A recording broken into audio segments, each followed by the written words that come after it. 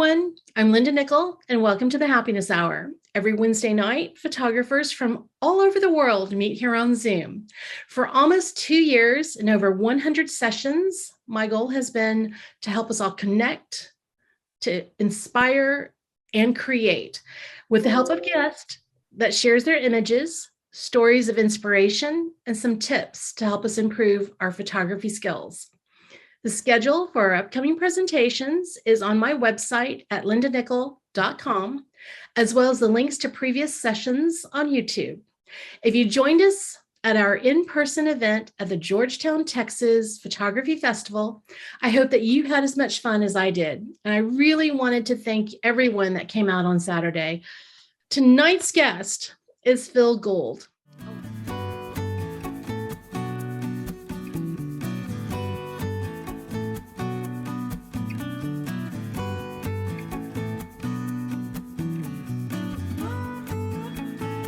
A wildlife photographer who is joining us from South Africa this evening. Phil is the author of 365 Photography Days, the book that started a photography challenge that we still see practiced today. He worked as a Panasonic wildlife ambassador, and Phil has spent most of his photography career focused on helping promote wildlife conservation efforts. In tonight's presentation, Life Behind the Lens, Phil will share some of the highlights and even some of the scary moments in his travel adventures with his camera by his side.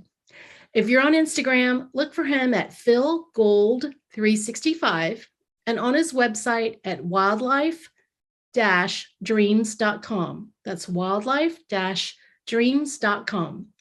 Welcome to the Happiness Hour, Phil. So when I do these little intros, it's because I've kind of either had a conversation with a photographer and there's some little nugget there I want to share. And a lot of times it's because I've gone through their bios and I've stalked their website and something that, catches my interest, I like to bring that up. But your career, your art, your path to photography a lot better than I do. Is there something I missed that you'd like to share with us about you or what you're up to?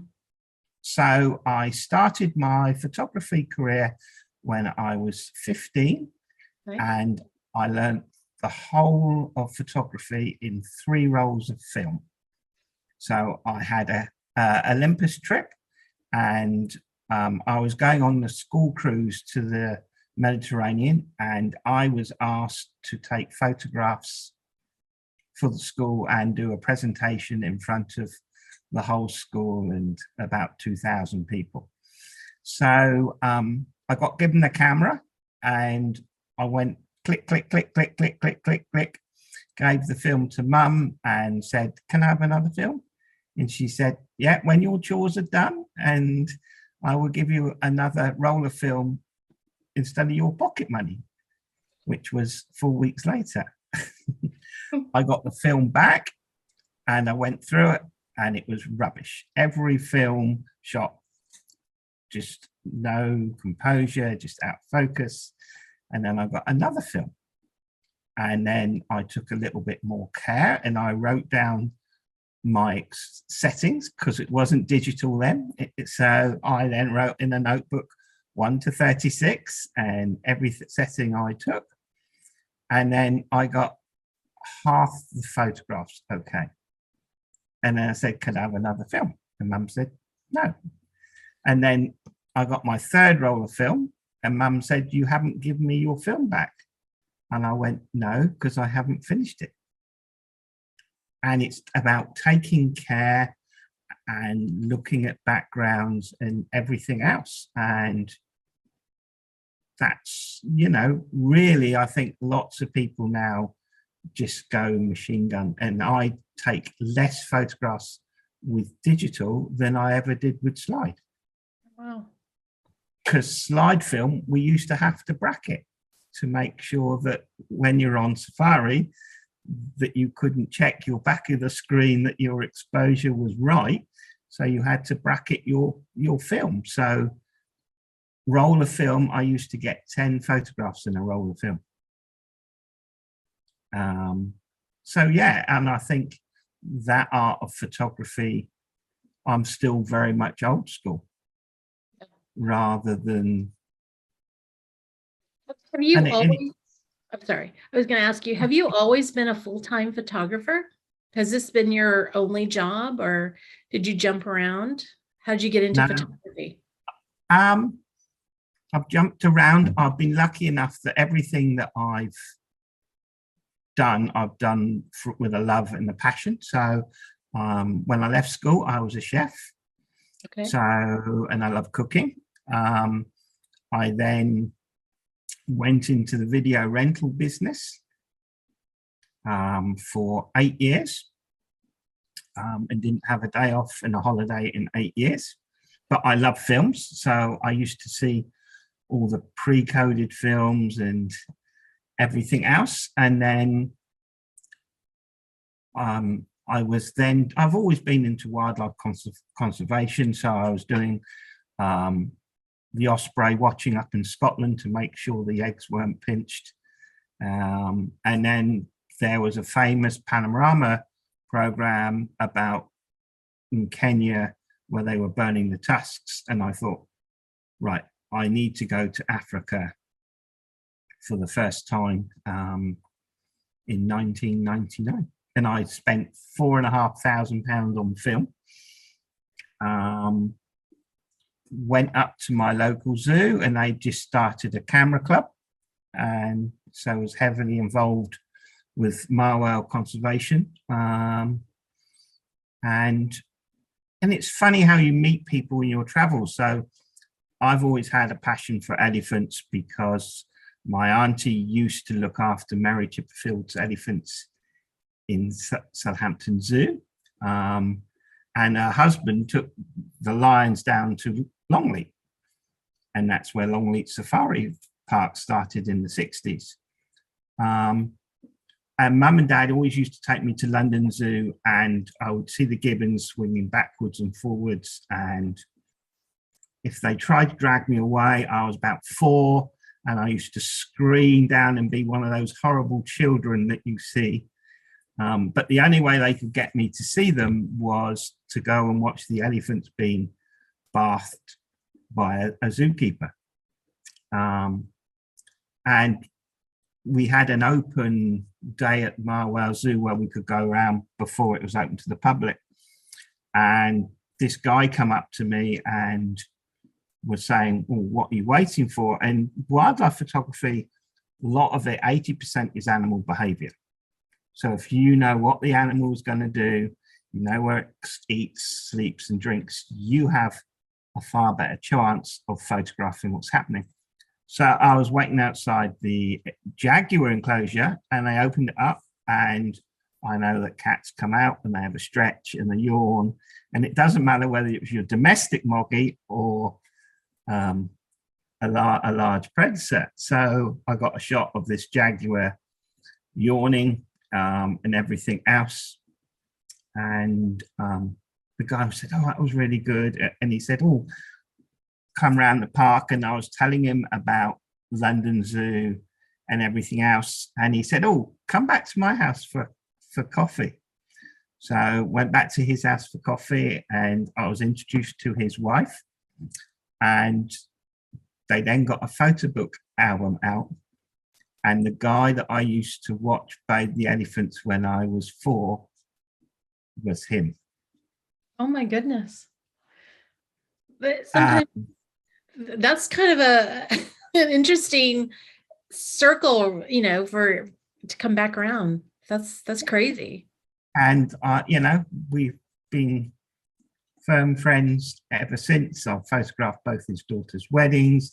We've been to Botswana together, Scotland, all over the shop. But yes, and then the photograph that I took of the jaguar yawning, I put it into the first national photographic competition, which I won. But they then said me, please, if you enter any photographs again, please do not write in biro on the back of the photograph. In what? Because it comes through. Because it what? In biro? he comes through on the back on the image. Oh, I see, I see, I see, I see. Okay. And yeah, so that was really kind of my start. And then after I'd come back from Africa, I'd got really fed up with the video shop. And my local camera shop was looking for people to sell cameras. So I thought, I could do a 9 till 5 job, do my photography. And I then stayed with Jessop's, which was the biggest photographic company in England and in one of the world. So we had over 300 stores.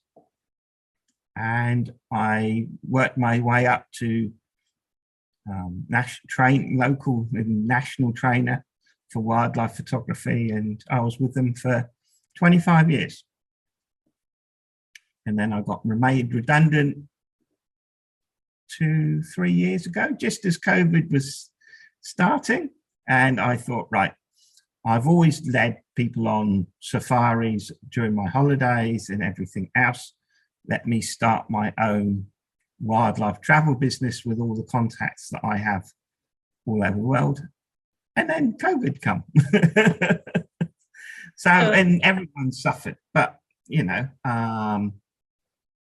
but yes, I've been very lucky. And I'll talk about my projects in Estonia, which is something very close to my heart and is getting even more exciting as every day comes. Well, I think we're anxious to see what kind of images you're going to share with us, and I know that you've got some really interesting stories to come. So, are you ready to start your presentation? I can indeed. Key elements to my photography, and really for any photography, I always get asked, what settings should I have on a camera? And I always ask the next person is actually, what story do you want to tell? Because if you actually don't know the story in the picture that you want to take, how do you know what settings to take? And photography is as simple as that.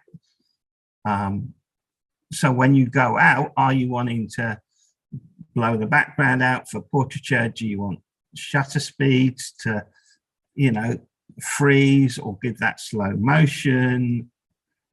What do you want? A landscape? Do you want an environmental shot? A picture says 1,000 words. But if you don't know what 1,000 words you want to say, you're not ever going to take a picture. And then it's research. So whatever that you want to take a picture or tell a story for, do your research.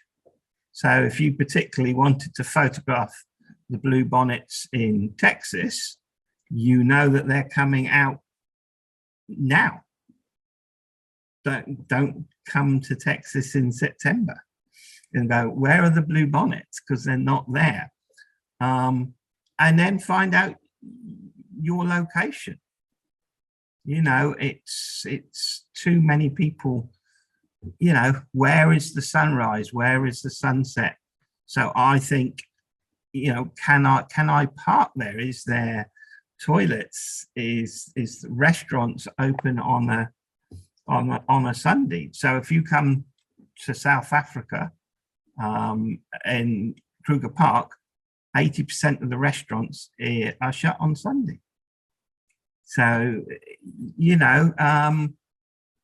so certainly these key 3 things, I think, are the most important thing about photography, certainly going forward. And of course, there's the 5 L's of photography. So the most important thing is light. And I think it's, again, the importance of light, early morning, evening light.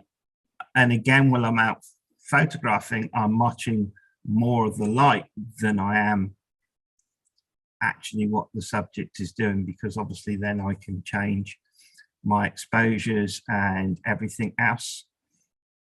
also being a wildlife and natural photographer, you're not allowed to change your images in RAW. So for national competitions, you have to shoot in RAW to send off a RAW image, because so many people were actually cheating with Photoshop and manipulating photographs to win major competitions. But yeah, so everyone says to me, oh, do you use Photoshop or anything like that? I've never used Photoshop in 35 years of my career, because I'd like to get the image right in the camera. And then why do I want to spend 2 hours in front of a PC changing what I should have got right in the camera? First thing, I'd rather have a gin and tonic or a glass of wine, or actually, if I'm with someone, spend time with them. I've known too many photographers become widows, a bit like on the golf course. So, so the photographer takes the picture, and then when they get home, they go into their little room and then spend 2-3 hours editing their photographs, and not actually maybe spending it with time that people that matter. Lenses are our tools of the trade. And when anyone starts their photography, you know, I always say, buy the best, buy once, and lenses are investment. So lots of people say, oh my God, I can't afford large prime lenses. So my 500mm I've now had for 27 years. So, and I say, you know, you should always work back. So a prime lens, you know, is $10,000. If you have it 10 years, it's $1,000 a year, which is $100 a month, which is $25 a week, which is $5 a day, which is your Starbucks coffee that people go and buy. If you're into your wildlife photography or whatever photography that you're into, then why don't you want to have the best equipment? People spend it on cars, on holidays, or whatever. But that's my view on photography. You know, it's my hobby, it's my passion, it's my livelihood. But the main thing is I enjoy it going up there, and I want to take the best photograph I can. The guys on the screen are actually from Yellowstone, doing the elk rut, and I come up beside them and I got down low, and they all looked at me funny, and I said, well, I want a different angle than everyone that's on the same page. Third owl is luck. Doesn't matter what photographer you are in the world, you need that luck. You can have the best light, the lens, the location. You're doing it for love, but if the animal doesn't come into the screen or nothing happens, you make your own luck. You know, you have to be out there every day. So after the presentation, it's 3 o'clock now. I should be in the park in 2 hours' time. And if I don't go into the park, then you always wonder what you might miss. Again, you know, depending on where you want to take your photography, but a biggest thing is, I feel, saving wildlife, and I use something called learn and conserve. So it's about showing people wildlife. If people don't see wildlife, then the wildlife won't be here, or telling locals. I know recently that Canada now have stopped shooting bears. So a bear permit in Canada was $80 to shoot a grizzly. And the Canadian government realized that a live bear was worth $1 million rather than a dead one. And it's the same all over the world. In the UK, we've got our biggest predator as a fox. because we've killed everything. You know, and wildlife is fenced in. Kruger Park is 3 times larger than the Mara. It's one of the best places in the world to see big five. But Kruger Park has got a huge different conservation problem, that it has 12,000 too many elephants. And it's what do they do with all these elephants? But they're putting them on contraception and whatever, but they're destroying the park because there's nowhere for elephants to go anymore. But we won't get on my soapbox. So tours, I do tours all over Africa.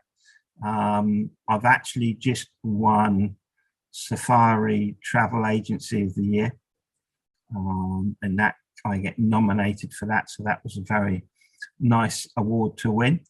And Estonia. So Estonia is opposite Finland on the Russian border. And I was doing some tours there. And it is a mecca for European wildlife, because 50% of the country is natural bog and forest where your apex predators live. And I'm developing a large wildlife hide network there so that we can save the wildlife, because they want to put a railway line through a big national bog.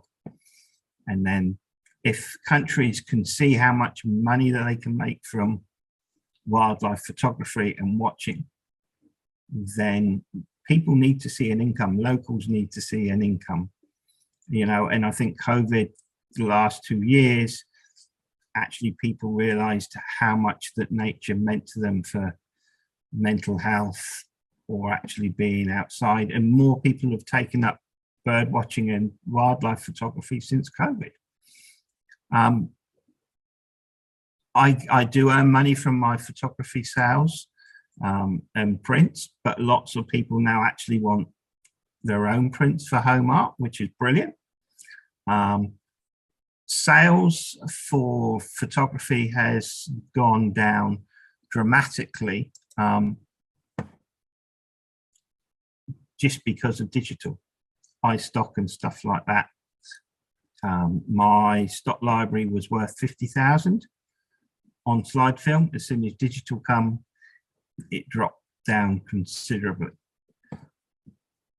The other thing I always do is I have projects. So it doesn't matter what that you want to do. I think that lots of people go, oh, what do I photograph? You know, so do you photograph umbrellas or whatever. So my present projects at the moment are developing these wildlife hides in Estonia. So that's my present project. The future is building the hides and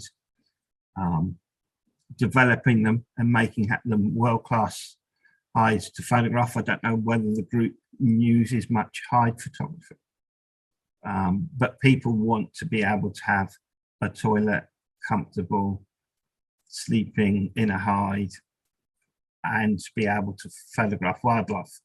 It's becoming a bit of a supermarket thing where everyone wants everything instantly, and you have to try to say, no, it doesn't happen like that.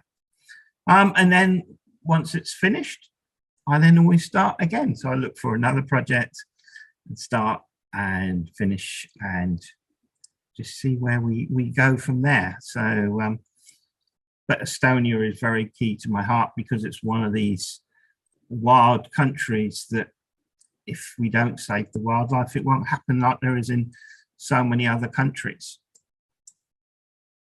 As I said, the biggest thing is what story do you want to tell?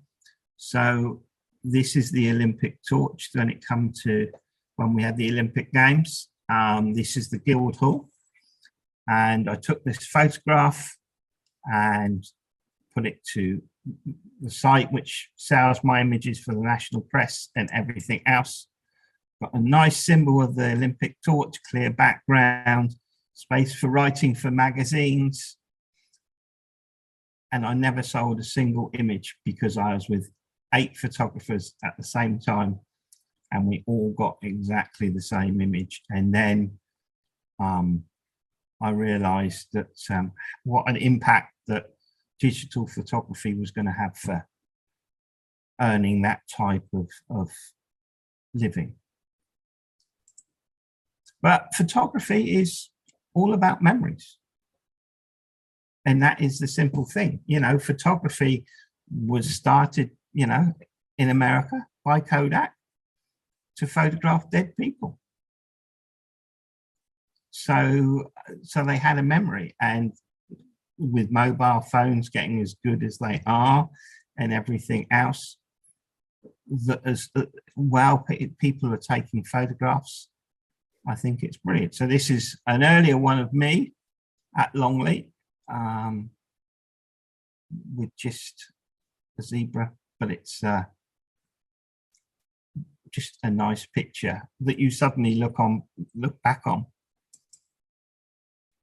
I've been very lucky enough to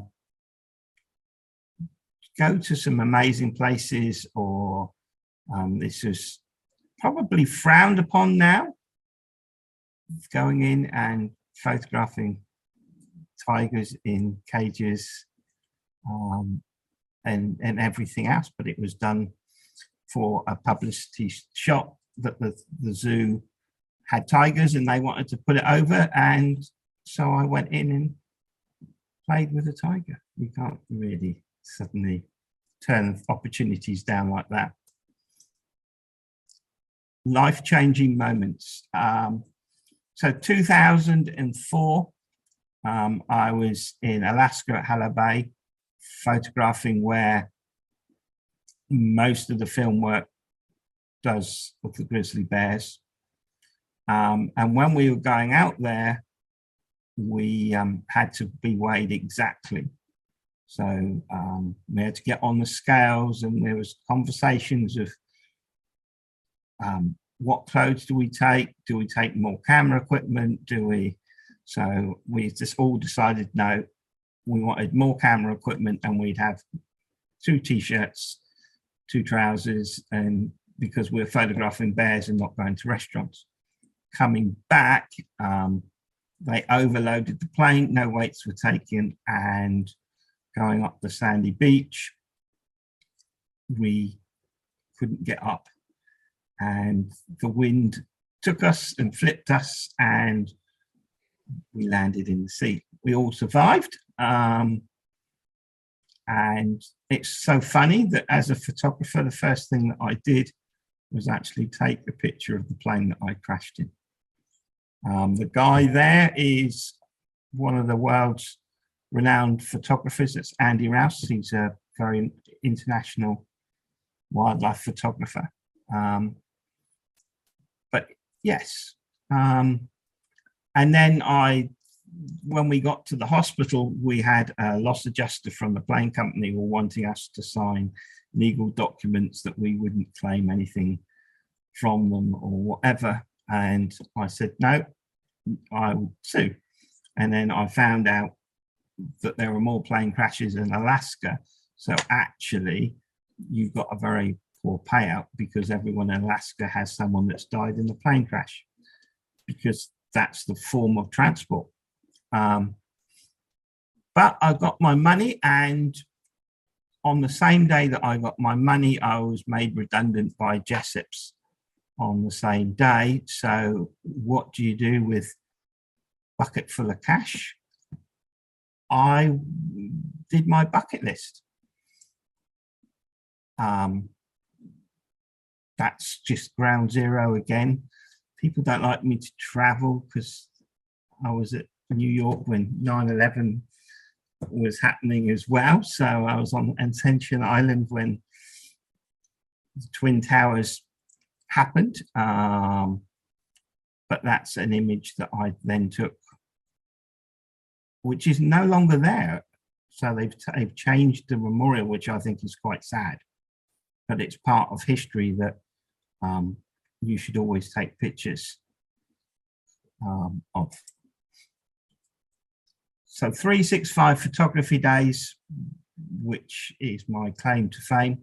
So after I had my plane crash money and my insurance money, I wanted to do my bucket list.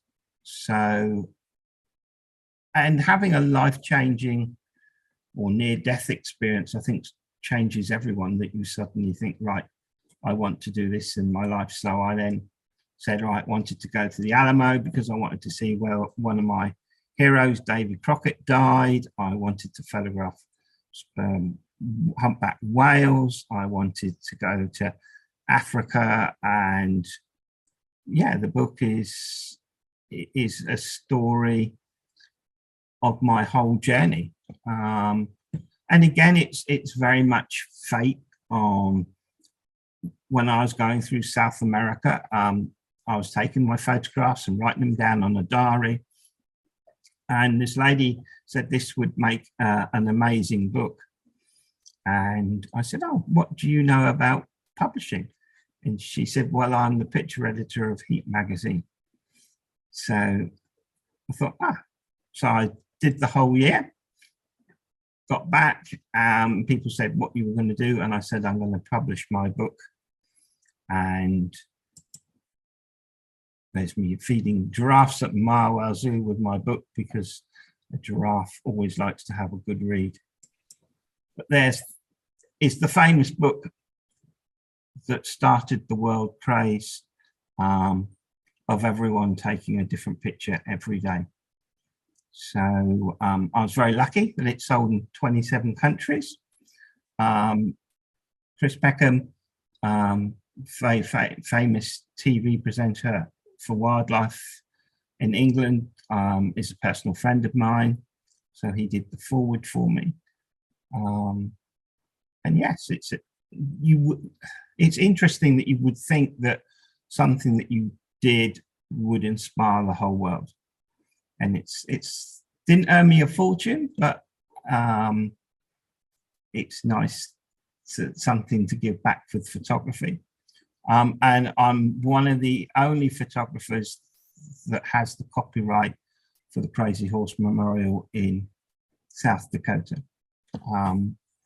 And the lady, Mrs. Kowalski, everyone said that I wouldn't be able to do it. And I told my story about how it was my dream and everything else.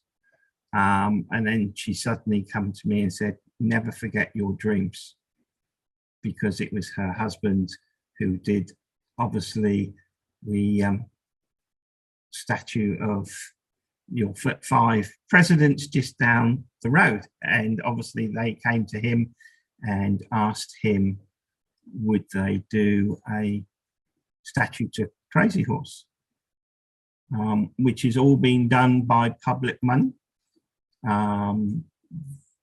The governments of America want to finish it and give them money to finish it, but they refuse the money because they said that he was killed, obviously, by a white man, and they won't ever take the money. So it's quite interesting. And then I was taken the next day right to the top, and there's a photograph of me in the book right at the top of Crazy Horse. So it was very interesting in the book. If you can still get it on Amazon, and it's sold all through America. But it's very interesting that people that pick the book say, oh, I've done that part, or whatever. In Christchurch, the church that is in Christchurch is no longer there anymore because it was destroyed in the earthquake. So it's really interesting of how photography, you should always take photographs. And that's me right at the top. So I was very privileged to go there. And it's just asking.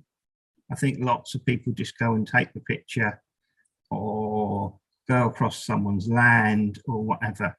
And I've always asked and been polite with my photography. And I found it's always opened so many doors. How are we doing, Linda? Are we all right? Am I waffling? You're Oh, doing okay. So, yeah, you're going a little long, but we're oh gonna. well, I told you I I know waffled. you would, but that's okay. You had So you you had me when you were enabling me to think about, how you break down the cost of lenses and justified that. So I'm like, ooh, what else can you teach me? um, well, how to find wildlife on the next is can use tracks, dropping scat, dung and poo, and again where animals eat, sleep, and drink All in right. camera traps. If use the research out there and whatever that you particularly. So it doesn't really matter what you want to photograph.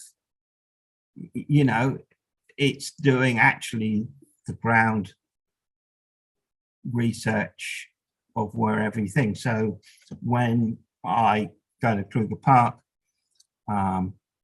we will see the big five out of 7 days. Every day we will find leopards and lions. And people go, oh, I've been here. No, if you don't know a territory's research, where something eats, where something sleeps. So buffalo will always come to water twice a day. So they will come at 12 o'clock and they will come at 6 o'clock. So 12 o'clock, heat of the day, sun's awful, but if you're by a water hole or a river, you will get buffalo drinking, and then you will get that story that you can tell.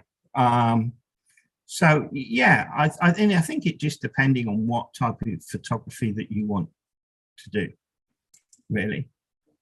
That is an otter from one of our otter traps in Estonia. So in the winter, this is the only water source that is free flowing.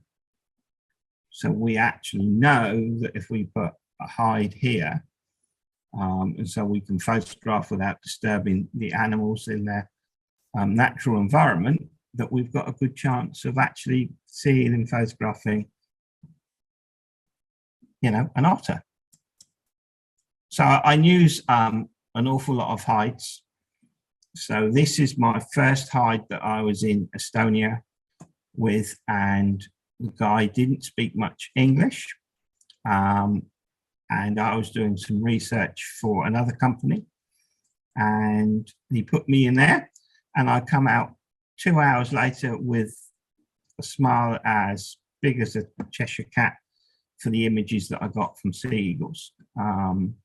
And this developed my long-term love of Estonia and its wildlife and its habitat.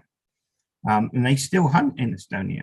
So they still shoot bears and wolves and on a quota, which I think is wrong, but we won't go in there.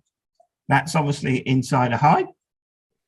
So with snoots and one-way glass, so that you can see what you're photographing, but the animals can't see you. Again, this is one-way glass. So this is on an eagle hide in Hungary. So again, that you can get close to wildlife without disturbing it. And is the way forward. Wildlife tourism and photography is the biggest growth industry in the world. And you wouldn't believe on the large companies that are behind some of the best camps in Kenya or around the world, because people will pay good money to see and photograph wildlife. Except I do it the other way. I think that wildlife should be enjoyed. So actually, I'm too cheap. I keep it, but cheap isn't really the right word. I don't do brochures. I don't have large office buildings. I don't have a large member of staff, and I only use freelance photographers. So my overheads are very small, so that I can pass that price on to you so people can share, their experience, and it doesn't matter where the wildlife is, because if people see wildlife, they will want to save it. If you don't see it, it won't be there. So that's just a shot. All the safari vehicles, I only have 3 people in a safari vehicle so that you can photograph both sides and either on gimbals and beanbags. Another one of Estonia. So this is a bird watching hide that we built, and we built and bought this part of land and we've turned it into a nature reserve. So again, the land is protected. So the only way that you can save wildlife is actually if you own land. And I'm afraid that's the way that it's going. There's me just using a beanbag, young me. That is our rock hide that we developed, and it's the only one in the world, or the first prototype. So it's made out of fiberglass, so it's waterproof and everything else, and that's where we photograph the otter. It's the old bear hide that we used to use, but all the hides now are all glass and nice to sit in. So we quickly go over penguins. So it just depending on, so this was on the Falklands, where the Falkland Island Tourist Board asked me to do their photography for their new tourist campaign, and I also tested Canon's new R cameras when they first come out, so that they wanted to see what their mirrorless was like.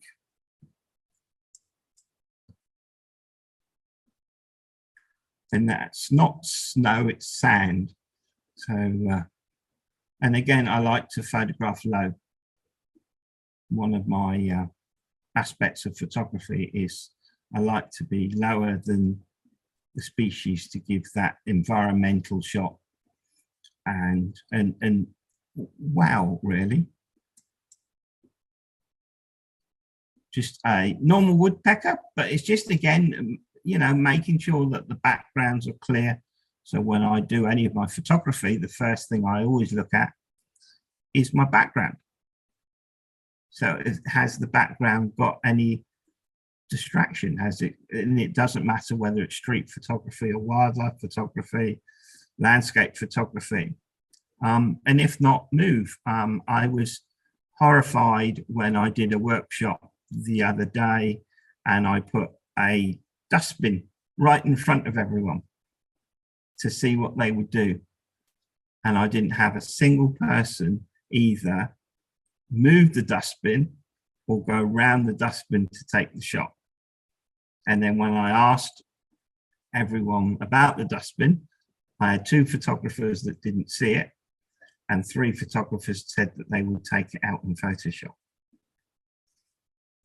which is, I think, quite an interesting development of photography.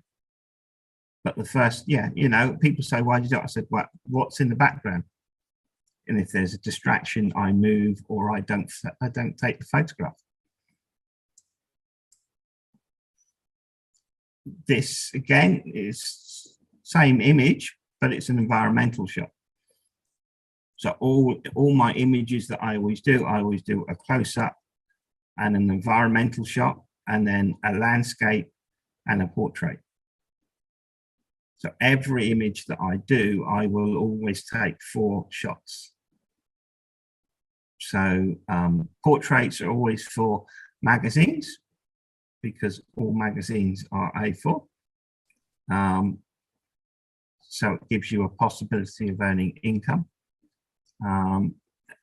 Environment, just to show where the animal lives or whatever, whether it could be people in the street or whatever. So and again, I think it's amazing how many people don't go landscape portrait with every shot on, and then wide or zoom in. I shoot 80% aperture priority because I want to be able to control my depth of field. ISO, I shoot on auto now because the ISO on the cameras is so good. And I always shoot on single point so that I put the point where I want to focus and not where the camera wants to focus. So again, you know, these are things that I've been doing for 35 years. And why change things? Lots of people go, oh, do you not use back button focus? And I went, no, because I tried it and I didn't like it. But just because everybody else is doing back button focus, why change to please? And then suddenly on YouTube, there was a Norwegian photographer that said, actually, you should use both. And it just depending on what you were photographing. So I think, you know, if you have a style and the way that you like your photographs and are happy, because the most important thing about photography is actually, do you like the photograph? If you like the photograph, it actually doesn't matter what anyone else thinks, because you've taken that picture, it's given you pleasure. And yeah, and if you then have that on your wall, or you make a postcard or whatever, then it gives you great joy. And I don't criticize. I get lots of people suddenly say, what do you think about my photograph? And the first thing I ask is, do you like it? And if they say yes, then I go, that's fantastic. Because if you suddenly say, no, I pull this to bits and I pull that bits, it either gets people going, oh, I don't want to get into photography, or it could have been that they've been just starting or whatever. So I you know, too many people, I think, judge other people's photography and not think about the photographer that took the picture. Does that make sense to people? It makes perfect sense to me. Can I sneak in a quick question? Of course you can. Okay, so Susan's curious, are you using mirrorless? You mentioned the Canon Rs earlier. Are you using a mirrorless now? No. Nope. Okay. Nope. I use 7D Mark II. Okay. And Canon's 90D for video.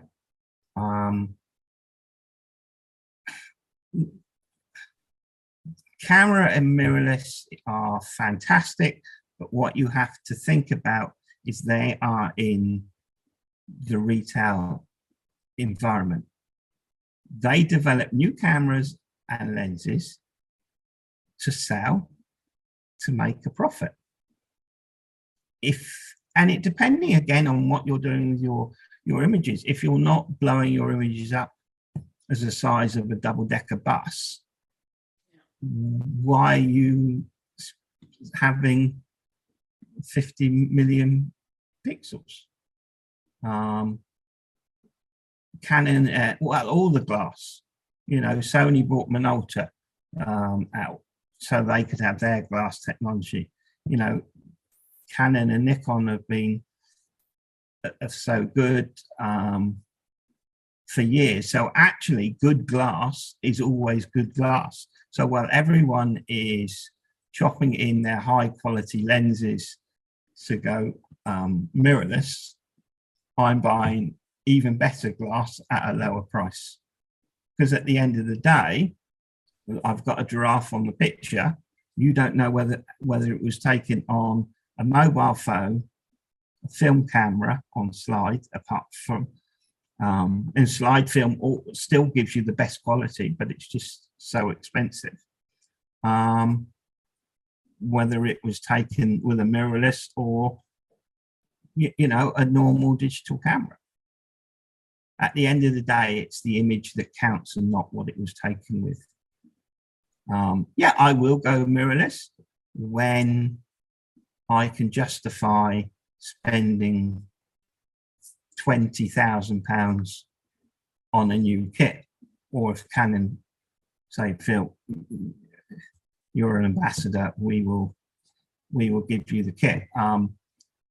The other thing is that when I go on safaris, is if I've got the latest kit, people go, oh, I don't want to go with you because your images were taken with the latest £5,000 camera, £10,000 lens. So if actually a lot of the people that come on safari have actually got better kit than I have, then they feel more at ease. Because, you know, there's a lot of guys that do tours and they've got the latest kit and they don't actually want to go with them because they go, well, he got that image with that piece of kit and I can't afford to buy that kit, so I'm not going to get that image. It's, but yeah, certainly waiting maybe for the Canon R1. I've tested the R5 and its eye focus capability for wildlife and moving subjects, and it just blows your mind. I was with a photographer from America and I took him out, and the images that he got was second, you know, you couldn't catch without the new eye control. But he'd spent $25,000 on his new kit, and then he had to update his computer system. Your cards are $300 a piece, so it's not, everything is about retail, and I'm afraid that I've been in the retail environment for too long, and it is all about making money, you know, and about people being cheap. Okay. You know, I'm a photographer. I've got out of the retail business. If you come into Jessop's and suddenly say, all right, I want this, then I would sell it to you. But do you need it? You know, don't know.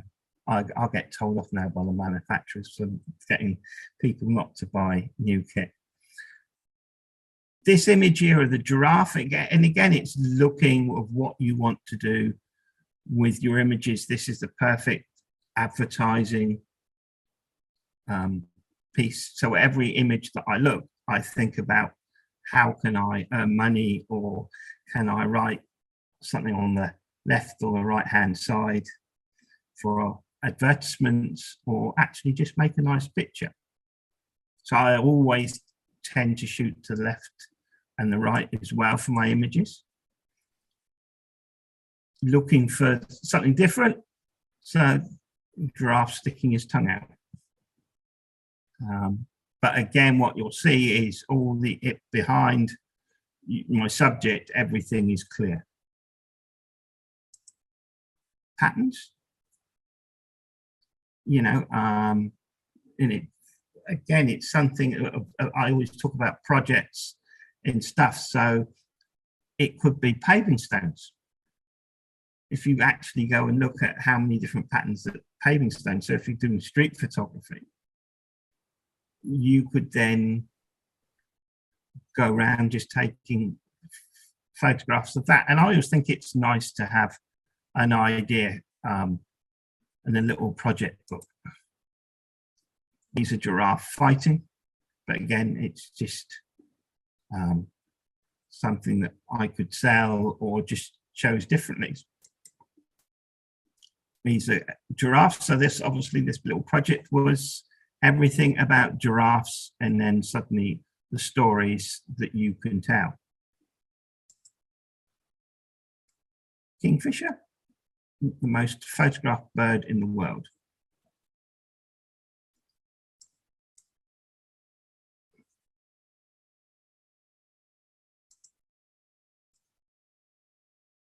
That's a woodland kingfisher from South Africa, but again, it's just making sure that your backgrounds are clear and space for the bird to move in. So it actually, if it decided to take off, I've got room for it to move into.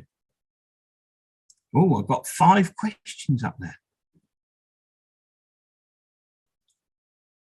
Rhino, so I'm afraid now that they're chopping all the horns off of the rhino for anti-poaching units. So again, having images like this are going to be a rarity.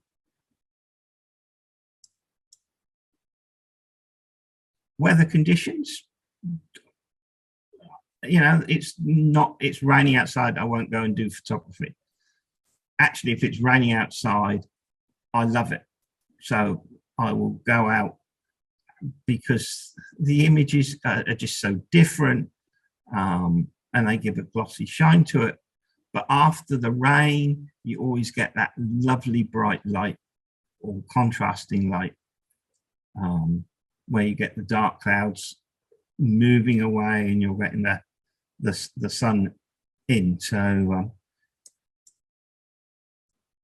this is the black rhino. So one of the only images that I had front facing, but that's because I used the foliage around it to create the frame around the frame. And composition, I think, again, is one of the key aspects of photography. It's not always about your f-stops and your shutters. So anyone can learn about f-stops and shutters, but actually your composition is something that you can teach, but I find if I don't see an image within 7 seconds, you're not ever going to see that image. I was going to ask you a real quick question on this rhino. Carolyn's curious, are you taking this photograph from a hide, or is this from a, okay. This is from a vehicle. Okay. And, you know, rhinos you can do on foot because they're so short-sighted and everything else. But no, this was taken in a private reserve in South Africa where there were black rhino, and I was asked specifically to get this image. So it was then about, right, someone's paying me to get this image, then I will get them that image. And again, it's about research where you can do it. And the image was used again for conservation. So, but they wanted the pointed lip to show the difference between black and white rhino.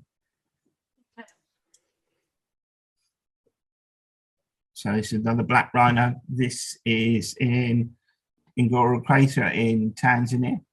So again, if you particularly wanted to photograph black rhino, I would always say to go to the Ngorongoro in Tanzania because they can't escape from the volcano and they're well protected. And again, it's a key thing. If people want to photograph cheetah, then I would never take them to Kruger Park. I always go to Ndutu in Tanzania, where the wildebeest give birth to 1 million babies in February. So again, lots of things are about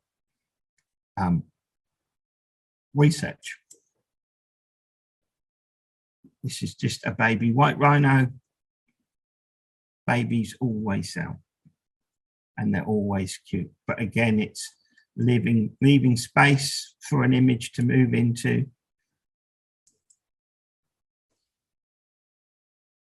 I do flowers sometimes, but again, it's just giving that simple thing of photography.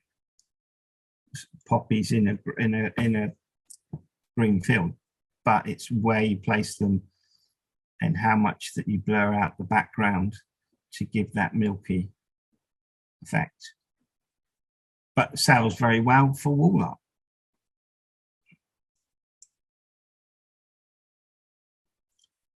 Again, just simple flowers, but again, very effective, bright colors. yeah, and another pleasing wall art image. This, again, it's every picture that I try to take. So this is, again, a conservation image of, you've got lovely sand and lilies, and then you've got a bottle in the middle of it, just somewhere someone's just drunk and just discarded it. And it just needs, pictures like this just need to be taken and told.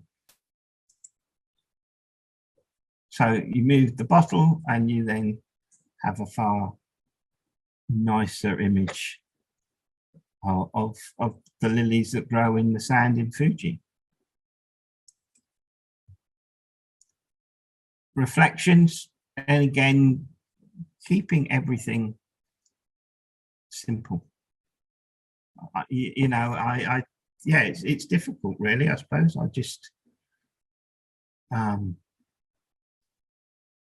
yeah, how complicated do you want to make your photograph? And using exposure, and these are tall pines down up in Montana, but again, just a very simple image of stripes, and part of my collection for wall art that I sell all over the world. So Ox Bend up at start of Yellowstone National Park, and again, it's getting at the right time or whatever. This is such a well-known photograph that you actually have to be there up from Jackson Hole. You have to be up there 2 hours before you take the picture, otherwise you won't get a spot to get that image. And postcards, if I'm in an area where I don't know, I always used to look at postcards, because postcards always used to be the best image of the local area. So I then buy a postcard, see where it was, and then again did my research. But people don't buy postcards anymore. So actually suddenly that little bit of information in the industry has gone where you can earn money from your photography. This is obviously the Grand Canyon. But again, I just wanted to try to get something different and show the layers of rock rather than that vast open space. So again, and if you're going somewhere, Google images. So wherever you're going, or you want an idea or research, it's actually now, if you Google images, you will see actually what is there, what other people have taken, but also on the fact that if you want to sell your images, is there that image not there? So my biggest images that sell are statues. So every place that I go, I will photograph the local statue, because the tourist board, local books, Google Information Center, and I sell a lot of my images now for online, but no one takes pictures of statues. So, so Austin has got the famous statue, and that sells regularly for me, and I don't know why. It's just, again, but yeah, certainly if you wanted to earn money with your photography, and photography is expensive, then yeah. But of course now more and more people are doing it, but statues are always the biggest way that I earn money. This is Bryce Canyon. Again, simple shot, but dramatic. This is Antelope Canyon in Arizona. And again, this is about research.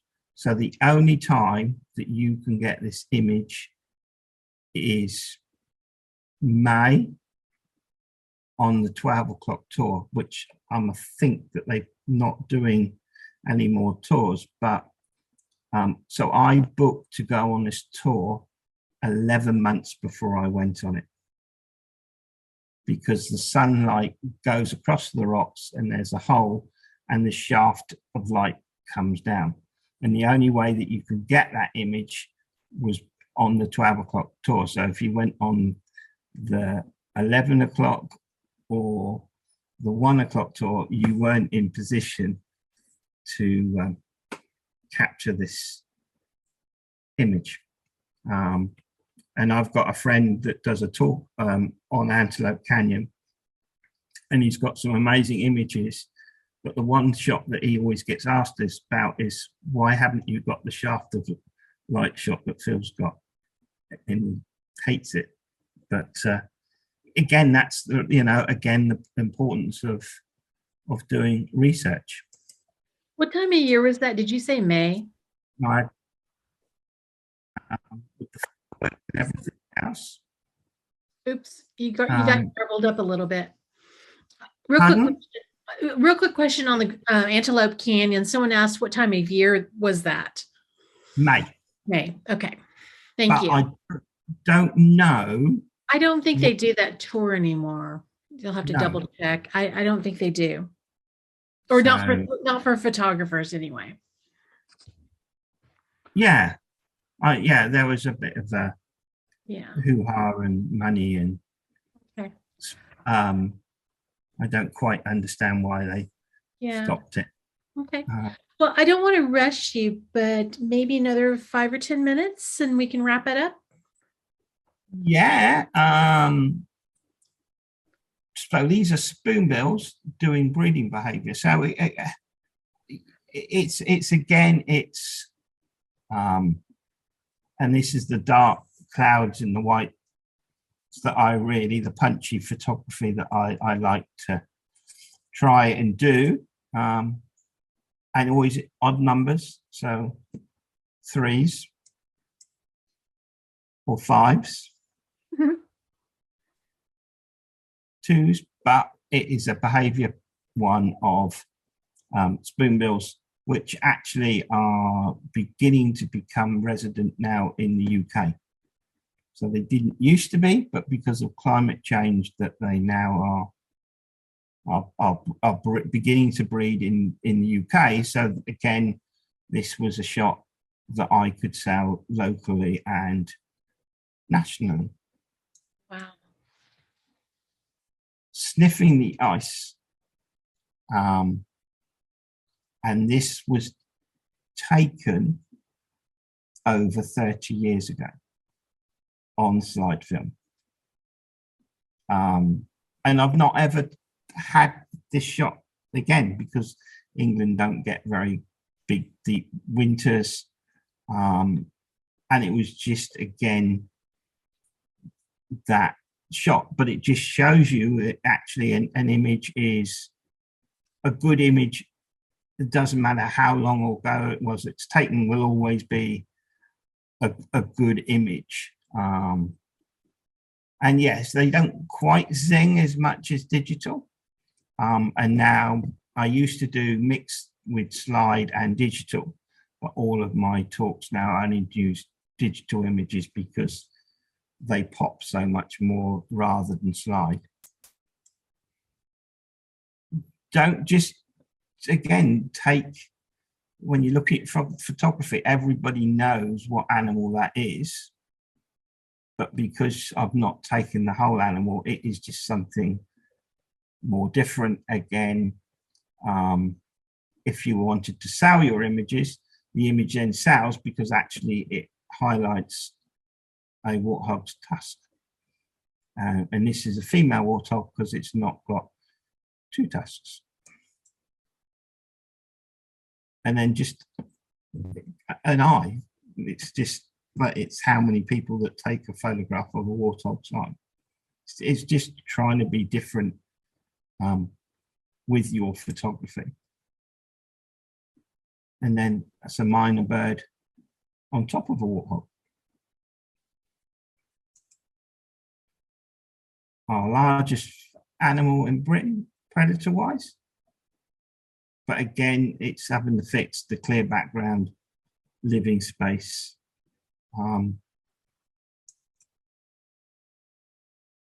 Britain's most famous cuckoo, called Colin. And he's a wild cuckoo, and he's been coming back to the same spot in Surrey for the last 9 years.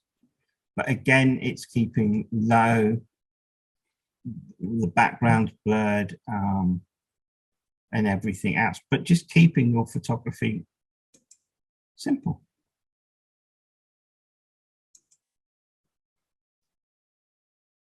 It's Pine Martin, again with a new hide setup that I did up in Scotland. But again, not many people have seen pine martens in England. So again, it was about a news story and everything else. Badgers.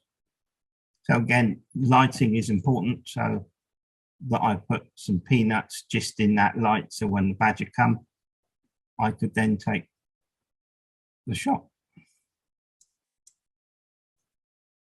And again, it's you know, it's an environmental shot, but just how many badgers are in a clan.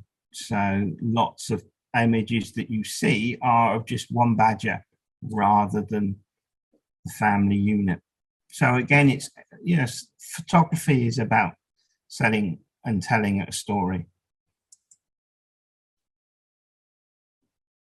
And then getting low. And again, badgers don't have very good eyesight, so that I could lie down, and he went straight into my lens. So I'm glad he wasn't a big animal. But again, it's always little projects that I like to do. Big success story in England are peregrine falcons. And now every church, cathedral in England has nesting peregrine falcons on them. And this is in Winchester, which is not far from me when I'm at home. But again, it's knowing where you can photograph something at a reasonable level. 10. Is that 10 questions, Linda? I don't have any other questions in here. All right, I've got 10 chats. Or was that 10 people? No, there's a lot of chats. There's a lot of nice comments for you, and I'll share this with you for sure. Yeah. No, I don't see any other questions.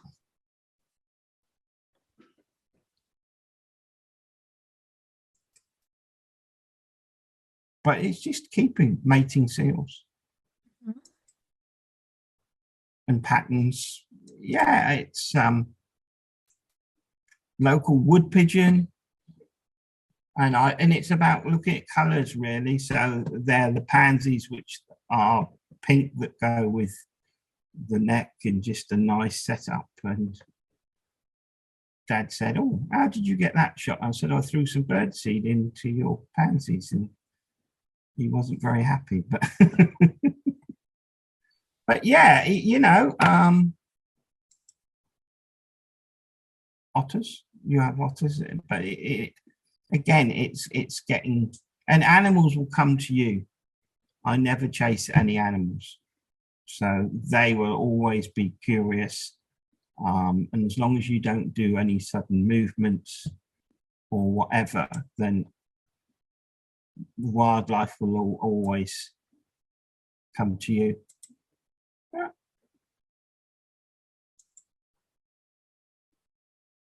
So elk. You call them a moose, but in Estonia they're elks.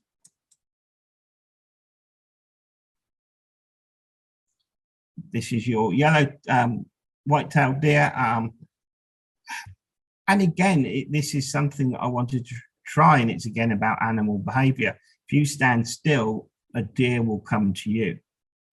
So what I wanted to do was, let's see if it will work with a species in America. So she was right across the other side of the field. I stood still, and I always shoot with a tripod, never shoot freehand, or very, very little. And she zigzagged across to the field until she was in the frame that I wanted. I then took the photograph, and then I moved, and then she was off. But it's just, it doesn't matter where you are in the world, animal behavior will always be virtually the same.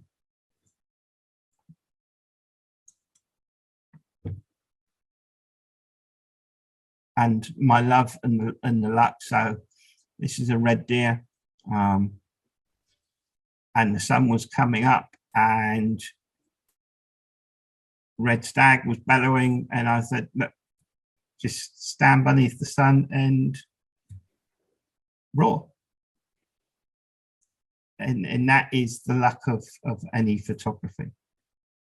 But you make your own luck by going out there and taking photographs.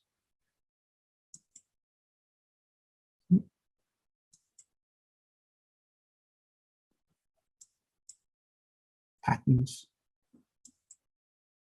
But again, it's all about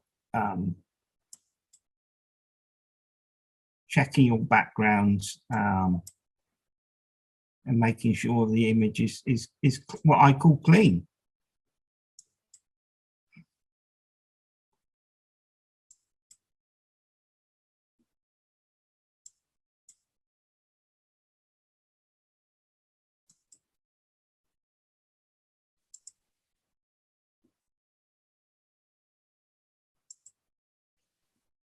Phil, do you want to go ahead and wrap up your session right now? Yeah. What? Yeah. So you shared a whole lot of stuff, and your images are beautiful and your stories are wonderful. What can people take away from your experience with wildlife? Give us the top 2 things that we always need to remember when we are in the presence of wildlife. Give a wildlife its respect, give it its space. All wildlife is dangerous, and it's the wildlife that you don't think is dangerous, like bison, buffalo, and an animal will always will tell you if you're too close. It will give you a warning signal. It will do something, and I don't know. And I've been amazed of how many times that I used to photograph in Yellowstone, and you tell people that they were too close to an elk or a bison. And I think the worst thing now is actually sometimes mobile phones. So I had a photographer that was using a mobile phone, and she was leaning out to take a picture of a lion, and I told her, will you please sit down, will you not put your hands back inside the vehicle? And then the lion then looked at her, and we then had to drive away. And she said, why are you driving away? I said, because that lion in 30 seconds could have been in the vehicle because it saw you as dinner. Right, yeah. And then she said, oh, well, I didn't think I was doing anything. I said, no, that's why we're telling you, because you break the outline of the vehicle and they see you as something else. And then for the rest of the trip, she was underneath the seat because she was scared stiff. And we went, no, you just have to do as you're told. And I think that people these days now feel that if someone's giving advice about anything, that they know better. So yeah, it is about respect. if you don't know about wildlife or the species that you want to photograph, go with someone that does. Don't go out and do it. And people go, why? I say, well, if you're an electrician or a car mechanic and you don't know what you're doing, do you do it yourself? And they go, well, no, it's dangerous. I wouldn't touch electrics, or I wouldn't touch my car. Wildlife photography is same thing. Is the same thing. But the biggest thing is go out and actually enjoy your photography. I get more of a buzz taking people out with photography and getting excited than my clients. And and they're excited and they're going, how can you? That's because it is so special. Yeah. And I think your love and your passion always shines through for everything. But I think if you love photography, and it doesn't matter what photography that you're doing, go out and do it. It's such an amazing hobby, and just enjoy it, and don't worry what anyone else thinks about your images. If you like that image, then that's all really that matters, I suppose. And photograph from the heart, I think is probably the simplest of things. That's a beautiful note to end on. There you go. Phil, you and I had met just one of those chance meetings over LinkedIn, and I had seen I think I joined one of the wildlife wildlife groups, and I kept seeing your images, and they just kept, I think you post something every day, and I was just, that's pretty. And so it was really natural for me to be kind of drawn to your work, and then drawn to, connect with you. And it was really neat to have that little bit of an exchange with you. And then, within maybe, I don't know, 2 messages, here you are, and sharing a whole lot of your work and a whole lot of your life story with a bunch of strangers. And for that, I so appreciate it. It's right. Yeah. And you said, oh, it's this time in America. And I said, that's just time. You did. I know. You said, oh, would you like me to come talk? And I said, well, I think it would be like 2 or 3 or something weird early in the morning. And you were so lovely. And you said, the difference is an alarm. And you were just willing to set an alarm to come and talk to us. And I just thought that was so cool. I mean, and generous. It's just generous. So with that, I want to thank you. Thank you so much for sharing what you know, and sharing the views in the world that you are experiencing. Like you said, you'll be in Kruger National Park in just a couple of hours. But you need to get a little bit of sleep. So with that, I'm going to say thank you. And I truly appreciate your time. You guys, you can connect with Phil through his website, wildlife-dreams.com. And on Instagram, you can find him at Phil Gould 365. I will link all of his social medias in the notes below when this goes to YouTube. Next week, join us for Karen Riley's presentation, From Idea to Ebook to Amazon, and all the steps in between. Until next time, go out and create something beautiful, and I hope that we see you again soon.